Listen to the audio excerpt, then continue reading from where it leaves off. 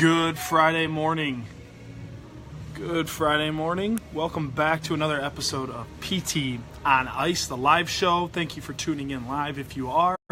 Thank you for downloading, listening to our podcast. Listen, we just want to say thanks because you guys have been incredible with the amount of downloads, the amount of Facebook shares, the amount of Twitter shares. The whole team is super pumped to see all the engagement with the PT on Ice show. So just hat tip to all you guys for downloading our episodes and sharing our episodes. We can't thank you enough. We think we're getting the message out there. So collectively that fires us up. And I'm fired up today because it's Fitness Athlete Friday. I'm Mitch in the gym. You're in my office again.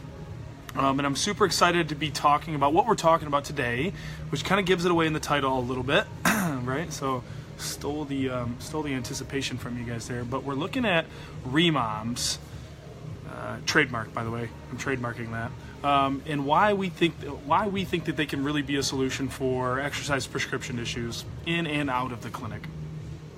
Let's first back up a little bit and set the stage, because what typically happens, right, in a follow-up session in, orthopedics, right, Sue comes back in for a next session, you very quickly grab her, you get that reassessment right away, you waste no time, you follow up, what's your symptom behavior like, what's your pain gone up to, how'd you respond to last treatment, let's look at those asterisk signs, let's look at those functional measures, how are you reaching overhead, are you able to reach behind your back, how are all those things going?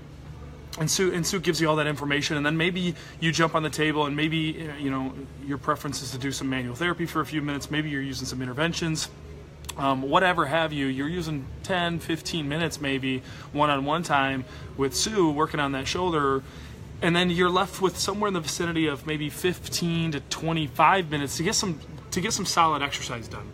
And what can happen is we know that we need to be pressing overhead, so we've got this exercise written down for you, and we know that we need to be pressing horizontally, so maybe we got this modified push-up variation for you. And then, we need some scapular strengthening or stability type stuff working on in the parascapular region, so maybe we have this scripted out for you. And don't forget, because we're population health focused individuals, we're health facing therapists, that we need to be concerned about the whole body in the systemic approach as well. So we need to get some cardiovascular work in there. We need to make sure these individuals are moving, and that's a lot to cram in. And what can end up happening is check the box as we go down, right? Start them with 10 minutes on the bike, and then they feel super disengaged, but did they start breathing hard? Well, I think so. And then they move down the list and they do their exercises, and it's this week it's going to be 4 sets of 10, and so they check that box, and you can kind of see how monotonous, mundane, and just disengaged this can feel, just kind of moving through these steps.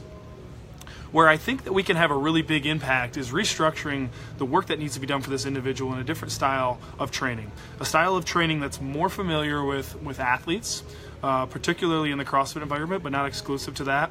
And a style of training that focuses on strength, that focuses on technique, but also elevates the heart rate and asks you to perform more work over a long period of time. And that's an EMOM structure.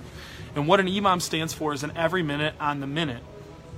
And where I think, and hence the title here, putting EMOMs in rehab comes up with a rEMOM, right? And so it's a rehab EMOM in our clinic that I think can be really effective if we dose this appropriately and keep this specific to the individual. Hear me out on this. So a classic EMOM can be anywhere in the vicinity of 5 minutes to, I've even done 40-minute EMOMs. I wouldn't recommend it. Would not recommend a 40-minute EMOM, but I've done them upwards of that long. And so you can really tailor this to whatever direction you want to do. For example, just yesterday for myself, not from a rehab standpoint, but from a training standpoint, we were focused on barbell cycling under an elevated heart rate kind of condition. So what we did was a 7-minute EMOM for 7 total minutes, every minute on the minute. You did 3 clean and jerks with a moderate weight, touch and go, and then you did 30 double unders with the jump rope. And the double unders were meant to elevate the heart rate, and the focus there was really good barbell cycling for every minute, doing that. And then those 30 double unders were just meant to spike the heart rate. And then that duration should have taken 30 to 35 seconds at the most, which meant I had another 30 to 25 to 30 seconds of rest in each interval, right? And so this is the nice thing about this, is that it's built-in rest intervals inside these EMOMs. So here's a set amount of work I want you to get done. As soon as the clock beeps and starts a new minute, boom, you're going to get that set amount of work done. We're going to have a training focus with that interval. There's something that I want you to focus on there. And then you're going to get some rest and recovery before the next interval comes out. But not quite enough where you're bored. Not quite enough where you're fully recovered. Not quite enough where you're disengaged. Just enough where you're glad it's there. Catch your breath, allow your muscles to relax, and then boom, you're back on to the next thing. And this is what keeps athletes engaged. This is what keeps our clients engaged in our programs as well. Because rather than just being like rest as needed, 4 sets, get it done, did you do it, okay, check the box. This is more of, this is your program. This is what I think you should be able to get through and how long it should take you. Now we're going to test you, right? Here it is. Here's the script. Here's the program. I need you to go execute it, right? Whole different ballpark, whole different game of essentially challenging our individuals, challenging our patients to perform more work, which is ultimately what we're in the business of doing. We need to up the work capacity of our individuals, whether that be returning to work, returning to sport, returning to life, whatever it is. Their work capacity, their load tolerance has to go up, and so we need to be able to test that and watch that happen. So, how does this matter effectively in the clinic? So how can I structure this? I gave you one example of training, but like, great, Mitch, Sue is not doing clean and jerks and double unders in my clinic. You are super out of touch. So how does this matter in the clinic? Well, we talked about it. Sue, for whatever she does for work, she has to go overhead quite a bit, right? So we need her pressing overhead, so we're going to have her doing bottoms-up kettlebell presses, right? Where we hold the handle and we balance the kettlebell upright, and she's going to do bottoms-up kettlebell presses. And she's also going to do a modified push-up variation. Maybe that's on her knees, maybe that's inclined on the bench or something, because we need her shoulder to be nice and strong in this horizontal pressing motion as well as a vertical pressing motion. We talked about scap strengthening, so we're going to have her doing some sort of inverted row or horizontal row where she can focus on some scapular retraction and setting those shoulders in a really strong position and kind of getting a horizontal pull action. So we have this inverted row piece. Maybe it's a ring row or a TRX unit. And then we talked about dosing in a little bit of cardio work, right? So maybe she's going to jump on the bike and do somewhere in the vicinity of maybe 5 to 10 calories. So here's how this looks. Minute 1, 5 to 10 calories on the bike. Right? So as soon as a minute clicks, boom, she's going to knock that out. Minute 2, she goes right to bottoms up presses. Maybe I'm going to have her doing 10 to 15 reps on that right arm, right? And then she's going to rest the remainder of that interval. Minute 3 beeps, she's going to do her modified push-up. Maybe she's doing in the vicinity of 10 push-ups in the minute. Minute 4 beeps, and she's doing the scap rows, right? The inverted row, scapular retraction. So now we got 4 exercises. We got 4 intervals that we're moving through. And maybe we set her up to do maybe a 12 total minute EMOM, which would be 3 rounds, right? Or we do a 16 minute EMOM, which would be 4 rounds of 4. So minute 1, minute 2, minute 3, minute 4, so on, so forth, until the duration of the EMOM is over. What ends up happening is that within a short amount of time, 12 to 16 minutes, they get through a lot of work. They elevate their heart rate. That bike's thrown in there, just those quick amount of calories to start off each interval, spikes the heart rate a little bit, gets her breathing a little hard, and then focuses on pressing a dumbbell overhead for the next round. And then has to, she has a few seconds to relax, catch her breath, then focuses on really good push-ups and has a few more seconds to rest, and then focuses on a really strong pull and has a few more seconds to rest before starting it over again. We keep her heart rate elevated. By the end of those 12 to 16 minutes, she's sweating. She's done 4 intervals of presses. She's done 4 intervals of pushes. She's done 4 intervals of horizontal pulls. She's got a lot of work done in 16 minutes time. And the nice thing about it is they push themselves a little further than they probably would have because of the time domain of the workout. Individuals love having an endpoint in mind, right? When we train, we don't train to a question mark. We train to a number. We train to a time stoppage or an event finish line. And that's what this is as well. It's like, look, when you get at the 16-minute mark, this thing's over. So at minute 12, when she started like, man, I'm breathing hard. I'm doing a lot of work here. It's like, good, only one more interval, all this, and it's all over. And so they muster up the energy and they go through that one more interval, right? So you can see how this plays out, and you can do this in so many different ways. You can do this focusing on one movement. Maybe it's a 5-minute EMOM and we only focus on one movement, and for every minute on the minute, we just do those vertical presses, right? Or maybe we just do those squats or deadlifts. And there's a certain amount I want you to get done, and I want you to rest the remainder of the interval. And for 5 minutes, that's 5 sets, and so we keep you moving on that clock. You can do 2 movements. You can do 4 movements. We can do so many different variations of whatever we're focusing on.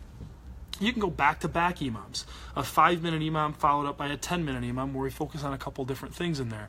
But you get the point, is that timer keeps that individual moving and keeps them moving through the amount of sets and reps that we want them to design for them. There's so many nuances here, but I think in a team environment, right, and you got a rock star PTA working with you, and it's like, okay, so Sue comes out of the office and you're like, here's what I need Sue to focus on. Boom, boom, boom. I want you to structure this in an imam format. See what Sue can get done. I want to make sure that Sue gets around 20 to 30 seconds of rest each interval. So if you find that the reps that we've got dialed up for her are taking her 50 seconds to get done, I want you to dial those reps back a little bit, right? So Sue's going to focus on working every interval for 30 to 45 seconds. Boom, she gets a few seconds of rest, and then she's moving through. And then when Sue comes back next week or the week following, we're upping that imam structure. Maybe we up the time domain. Maybe from 16 minutes, we go one extra round, we take her to 20 minutes. Maybe instead of doing 10 reps of presses, we do 12 reps of presses per interval, right? And so we're just asking her to do a little bit more work in that same time domain, in that same duration that she once did a couple weeks prior, and so she can start to see the bike that we're building in front of her, right? As Jeff always says, build the bike. This is one way to do it in our exercise prescription. We can see that, hey, 8 reps was smoking you 2 weeks ago, and now you're out here crushing 12 reps on the interval, and you're not even getting winded. We can start to see the fitness starting to take place in front of our eyes. You're able to withstand this amount of work a lot better in the same time domain or maybe a longer time domain, and they're like on board. They're like, I'm making improvement because I saw it, and now I'm seeing it now, right? It keeps them more engaged. Guys, we need to face the fact that, like, rehab can be boring, right? And when I'm structuring some stuff, I have 4 or 5 things that I want an individual to be able to accomplish. But like when I write that stuff on paper, I look at it and I'm like, that looks boring as all get out, right? And I need some ways to be like, man, how do we make this a little bit more fun? How do we make this a little bit more engaging? And for athletes' mindsets, especially CrossFit athletes, they want a program. They want to check the box. They want to do a training piece, right? They want to knock out a piece of training. And if we can just input our rehab stuff into that, maybe that's when they get those static hangs from a bar done. Maybe that's when they get those, like we talked about, the inverted rows, the stuff that the nuanced things that don't really go good in an AMRAP or something where they're working really hard, but they go really well in an imam structure. We can start to backfeed some of the rehab focused efforts into that and tap into the athlete mindset of like, oh yeah, I'm excited about getting my work done. I'm at 15 minutes now, so I'm going to wrap up shortly. It addresses more than just strengthening, which I think is super nice, right? We talked about the whole package. We can get that individual breathing hard. We can have cardiovascular benefits. We can have strength benefits. We can have endurance benefits, all within this kind of imam structure where that individual keeps going. 2, it builds a much tighter team between you, between your staff, between the individual in front of you. When you're like, this is kind of how we approach therapy, it's a much more engaging environment. Like, what's the imam going to be today? How am I focused? They can come in, they can kind of get warmed up, and they know that they have a training program on board from today. My buddy Jordan Berry took this and ran with it when he was out in clinicals, and he was like writing imams up on the whiteboard at the clinic. I saw some people tag me because I kind of introduced this idea in our APHPT population health group on Workplace. So if you haven't joined up on APHPT, please do so. But we introduced this a little while ago, and some people just like got crazy with it, and they were like, I'm going to the store tomorrow, I'm buying a whiteboard, I'm having so-and-so do imam squats or imam deadlifts or what have you. This can get really, really fun and bring a whole new element to the clinic. And before you know it, your clinic is buying a rogue gym timer, right? That's going to set up on the wall and it's going to beep on every minute, right? And so everyone in the clinic's like, oh shoot, timer's beeping. Like, what are we doing? Like this thing beeps every minute. Like I need to be moving, right? And a little bit more sense of urgency, a little bit higher pace in your clinic, instead of the boring and mundane that might fall into it. Okay, I think I'm going to stop there. I think I could rant on this for another 20 to 30 minutes. But it was important that I jumped on today to kind of give the background and give the foundation of it, because I see a lot of people starting to get excited about this. We talk about this in our live course, our Fitness Athlete live course. We demo a few different imams and how you can structure those in rehab for the course. And some people are downloading some gym timers on their phone and setting up some really cool stuff. and tagging me on Instagram and tagging me on Twitter. And I think that's super cool. So please, if you're running with the rEMOM idea or the rehab imam idea in your clinic and you're having some success with it, please tag me in it. Please shoot me any questions. There's a lot of nuances here. There's a lot of different ways to structure this based on the result that you want from the individual. But this is a really good place to start. Make your clinical time more engaging, more efficient, and hopefully have a lot more fun with those individuals. Eric, yes, we will go into this in the CMFA course, man. We sure will. Okay, that's all for me. Fitness Athlete Friday. Really quick, I will be in Georgia next weekend for a course, St. Simon's Island. That'll be fun. Jeff will be in Kentucky, I believe, for a lumbar management course. Still a few seats available for that, I do believe. So check on the website. That's next weekend, the 24th? Question mark. 22nd. 24th. Yeah, 24th. Awesome. So always keep in touch with where we're at. Courses all over the place, having a blast on the weekends. No one has more fun than we do, I can promise you that. So keep an eye on the website and see what's going on. You guys have an awesome Friday. Enjoy the weekend. Spring's almost here. If you're in the northern states like us, we just got to get through February. Just get through February. So things are turning around, having a great time. So reach out if you have any questions. Be happy to answer them. Otherwise, enjoy, guys. We'll see you next time.